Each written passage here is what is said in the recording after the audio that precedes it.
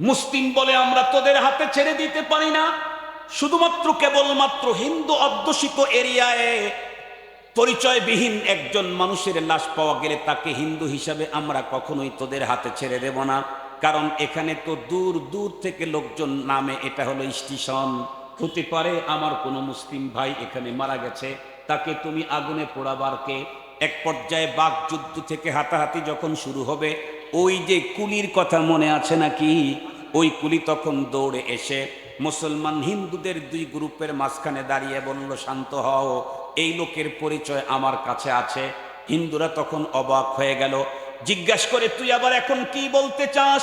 সে বলে, ছেড়ে দাও, এই লোকটাকে ছেড়ে দাও। মুসলমান নিয়ে তাদের ধর্ম মতে তাকে যা করার করুক, তোমরা এখান থেকে চলে যাও। বলে কেন? কারণ হলো এই লোকটার মৃত্যুর আগ মুহূর্তে আমি তার কাছে এসেছিলাম তাকে সেবা দেওয়ার নিয়তে, কিন্তু যখন চিনতে পারতেছিলাম না হিন্দু না মুসলিম, তখন আমি ওর নাম জিজ্ঞাসা করেছিলাম। ও তখন ওর জবান দিয়ে যেই নামটা উচ্চারণ করেছে, এই নামের পৃথিবীতে একজন হিন্দু পাবা না, সেটি হলো আব্দুর রহমান। উনি দেখেন ইন্ডিয়ার ঘটনা। ইন্ডিয়ার এক বড় লোক, সে কোথাও দূরে সফরে যাবে, ট্রেনে সফরে যাবে। এই জন্য ওনার একজন খাদেম চাকরকে সঙ্গে করে নিয়েছে লাগেজ ব্যাগেজ বহন করার জন্য। তো উনি নিজের জন্য টিকিট কাটছে ফার্স্ট ক্লাসে, চাকরের জন্য টিকিট কেটেছে থার্ড ক্লাসে। থার্ড ক্লাসের টিকিট কেটে ট্রেন যখন আসছে, উনি বললেন, আমার কম্পার্টমেন্টে লাগেজ ব্যাগেজ উঠিয়ে দে। তো চাকর উঠিয়ে দিয়েছে। ওর হাতে থার্ড ক্লাসের টিকিটটা ধরায় দিয়ে বলল, তোর জন্য থার্ড ক্লাস, অমুক কম্পার্টমেন্ট, অত নাম্বার, ওখানে যা। এই তোরা কিন্তু ঘুমাস বেশি, আমি অমুক স্টেশনে নেমে যাব, তার আগে নামবি না পরেও নামবি না, তোকে নিয়েই তো আসছি আমার খেদমতের জন্য। অসহায় দুস্থ মানুষ, গরিব মানুষ বলল, স্যার স্যার স্যার স্যার সব ঠিক আছে স্যার। উঠে গেল সে থার্ড ক্লাসে। আল্লাহর বান্দা বড় লোক উঠলো ফার্স্ট ক্লাসে, পথ চলা শুরু করলো। একটু যেতে না যেতেই আল্লাহর কুদরতের ফায়সালা, আল্লাহর বান্দার পাতলা পায়খানার বমি শুরু হয়ে গেল। ট্রেনের ভিতরে পাতলা পায়খানা, বমি বাড়তেছে, আরো বাড়তেছে, ভিতরে কোনো চিকিৎসার ব্যবস্থা নেই। দেখতে দেখতে নার্ভাস হয়ে গেল, পানি শূন্যতা দেখা দিল। ট্রেনের কর্মকর্তারা চিন্তা করলো তার টিকিট দেখে অনেক দূর, আরো কয়েক ঘন্টা লাগবে। এতক্ষণ পর্যন্ত যদি তার পাতলা পায়খানা আর বমি বন্ধ না হয়, লোকটা মরে যেতে পারে। সঙ্গত কারণে তারা সিদ্ধান্ত নিল, সামনের স্টেশন আসলে তাকে আমরা নামিয়ে দেব। তার সাথে কেউ নেই, নামিয়ে দিলে তাহলে ওখানে যারা থাকবে তারা কেউ না কেউ তার চিকিৎসা করবে। ঠিক তাই করা, আল্লাহর বান্দাকে এক স্টেশনে নামায় দিল। চাকরের কোনো খবর নাই, কারণ চাকর তো সজাগ। স্যার বলছেন অমুক স্টেশন, সে তো আরো 10 ঘন্টা পরে। নামায় যখন দিল, ততক্ষণে আল্লাহর বান্দা পায়খানা আর বমি করতে করতে তার আওয়াজ করার যোগ্যতাও হারিয়ে ফেলছে। হাকিমুল উম্মত মুজাদ্দিদুল মিল্লাত আশরাফ আলী থানবী রহমাতুল্লাহি আলাইহি লেখেন, যেই স্টেশনের ভিতরে এই ভদ্রলোক মুসলমানকে নামিয়ে দেওয়া হলো, সেই স্টেশন, ওই এরিয়া হলো হিন্দু অধ্যুষিত এরিয়া ইন্ডিয়া।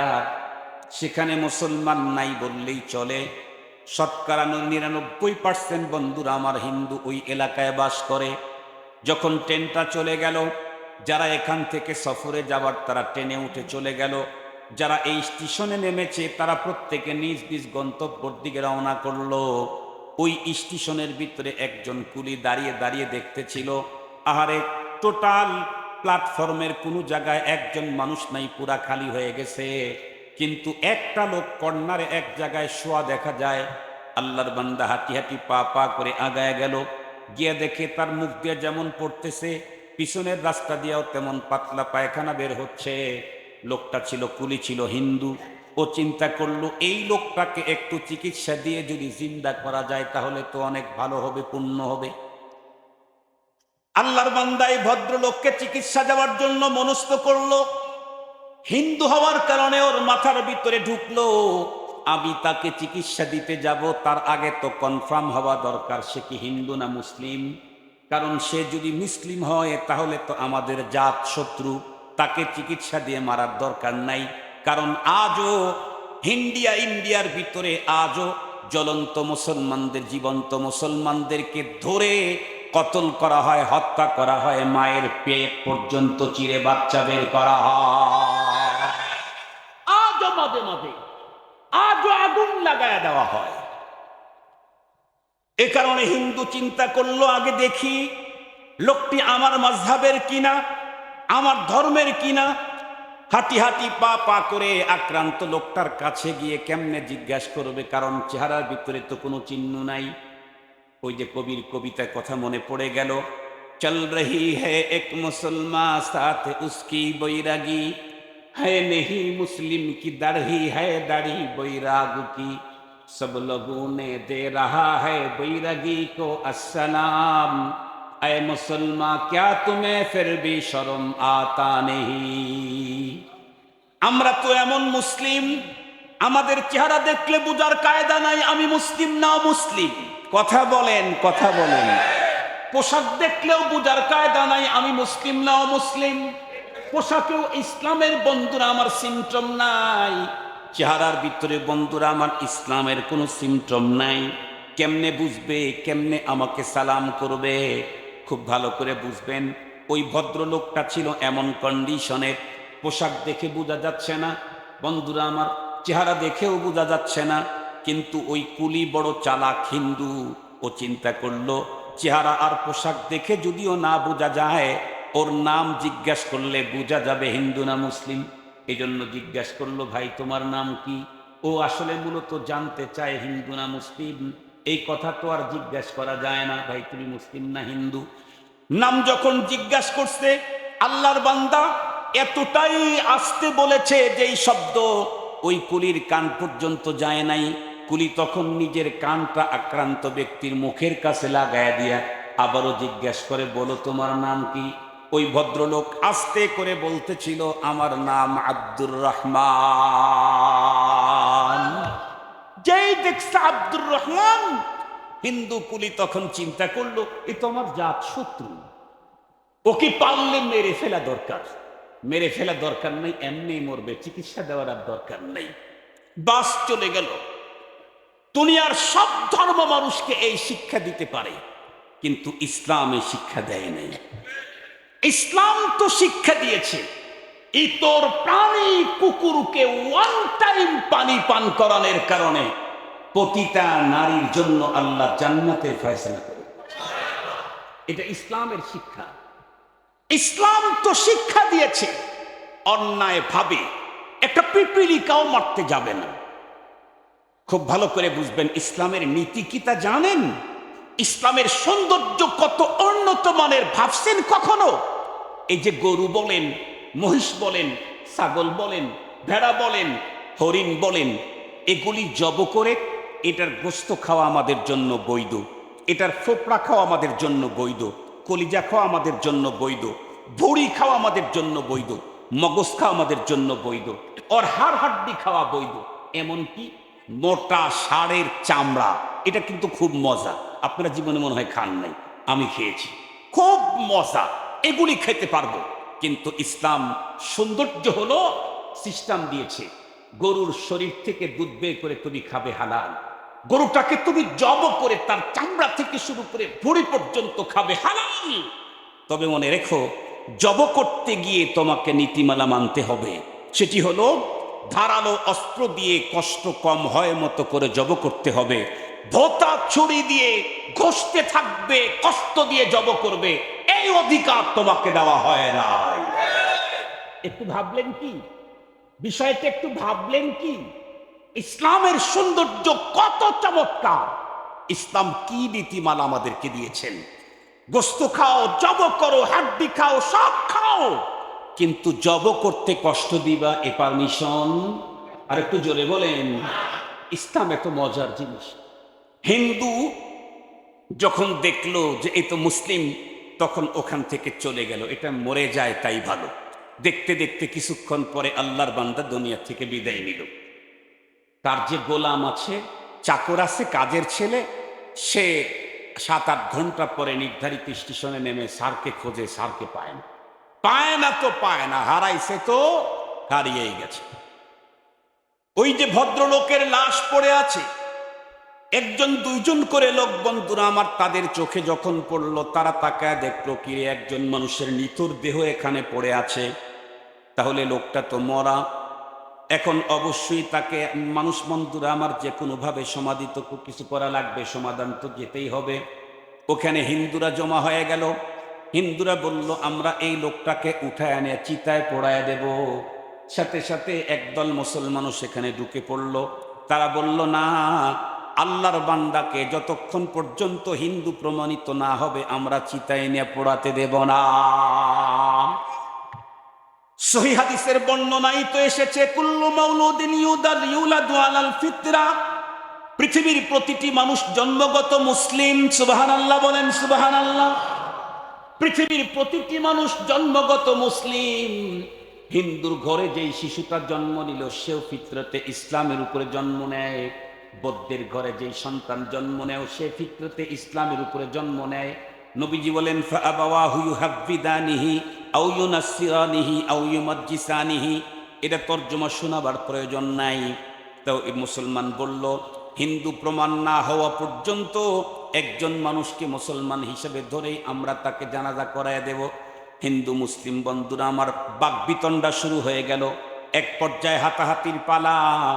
ওরা বলতেছে আমরা নিয়ে যাব কেন? হিন্দু অধ্যুষিত এরিয়ার ভিতরে অপরিচিত লাশ পাওয়া গেছে, হিন্দু বলে বিবেচিত হবে। মুসলিম বলে আমরা তোদের হাতে ছেড়ে দিতে পারি না। শুধুমাত্র কেবলমাত্র হিন্দু অধ্যুষিত এরিয়ায় পরিচয়বিহীন একজন মানুষের লাশ পাওয়া গেলে তাকে হিন্দু হিসাবে আমরা কখনোই তোদের হাতে ছেড়ে দেব না। কারণ এখানে তো দূর দূর থেকে লোকজন নামে, এটা হলো স্টেশন। হতে পারে আমার কোনো মুসলিম ভাই এখানে মারা গেছে, তাকে তুমি আগুনে পোড়াবার কে? এক পর্যায়ে বাক যুদ্ধ থেকে হাতাহাতি যখন শুরু হবে, ওই যে কুলির কথা মনে আছে নাকি? ওই কুলি তখন দৌড়ে এসে মুসলমান হিন্দুদের দুই গ্রুপের মাঝখানে দাঁড়িয়ে বলল শান্ত হও, এই লোকের পরিচয় আমার কাছে আছে। হিন্দুরা তখন অবাক হয়ে গেল, জিজ্ঞাসা করে তুই আবার এখন কি বলতে চাস? সে বলে ছেড়ে দাও, এই লোকটাকে ছেড়ে দাও। মুসলমান নিয়ে তাদের ধর্ম মতে তাকে যা করার করুক, তোমরা এখান থেকে চলে যাও। বলে কেন? কারণ হলো এই লোকটার মৃত্যুর আগ মুহূর্তে আমি তার কাছে এসেছিলাম তাকে সেবা দেওয়ার নিয়তে, কিন্তু যখন চিনতে পারতেছিলাম না হিন্দু না মুসলিম, তখন আমি ওর নাম জিজ্ঞাসা করেছিলাম। ও তখন ওর জবান দিয়ে যেই নামটা উচ্চারণ করেছে, এই নামের পৃথিবীতে একজন হিন্দু পাবা না, সেটি হলো আব্দুর রহমান। হাকিমুল উম্মত মুজাদ্দিদুল মিল্লাত আশরাফ আলী থানভী রহমাতুল্লাহ আলাইহি বলেন, একটু ভাবো, এই লোকের বাবা যদি তার সন্তানের হক আদায় করে আব্দুর রহমান নামটা যদি না রাখতো, যদি বল্টু সেন্টু নাম রাখতো, আর সে যদি ওই নামটাই বলতো, তাহলে মুসলমান হওয়ার পরেও লোকটাকে হিন্দুরা বন্ধুরা আমার চিতায় নিয়ে পোড়ায় দিত কিনা? এই মুহূর্তে চিতার আগুন থেকে লোকটাকে রক্ষা করলো তার পিতামাতার সুন্দর নাম রাখার কারণে। সুন্দর নাম, এই নামের বদৌলতে এই লোকটা আজকে চিতার আগুন থেকে দুনিয়াতে বেঁচে গেল। শনিদম কে দর্রোজে উম্মীদ বিম বদারা বনে কা ববখশদ করিম অগর দর্দ হাদিয়ে কে সালায়ে করম আজাজিল গুয়াদ নসিবে বুরম। এই কারণে সন্তানের সুন্দর নাম, এটা সন্তান বাবা মার কাছে পাও না। কথা বলেন না কেন? মনে থাকবে তো ইনশাআল্লাহ।